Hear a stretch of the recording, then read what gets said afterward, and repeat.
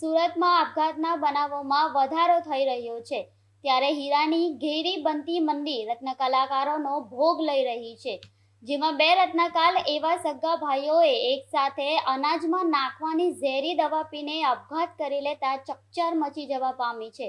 અમરોલી વિસ્તારમાં રહેતા હિરેન ચંદુભાઈ સુતરિયા અને તેમના મોટા ભાઈ પરીક્ષિત ચંદુભાઈ સુતરિયાના છેલ્લા ઘણા દિવસોથી માનસિક તણાવ અનુભવી રહ્યા હતા. હીરાની મંદીના કારણે લોનના હપ્તા ભરી શકતા ન હતા, જેને પગલે બંનેએ અનાજમાં નાખવાની દવા પી આપઘાત કર્યો હતો. ઝેરી દવા પી આપઘાત કર્યા હોવાની જાણ થતાં જ બંને ભાઈઓને સૌપ્રથમ સારવાર માટે ખાનગી હોસ્પિટલ ખસેડવામાં આવ્યા હતા. ત્યારબાદ તેમનું ત્યાં જ સારવાર દરમિયાન મોત નીપજ્યું હતું. બંને ભાઈઓએ આપઘાત કરી લેતા પરિવારમાં શોકનું મોજું ફેલાયું છે.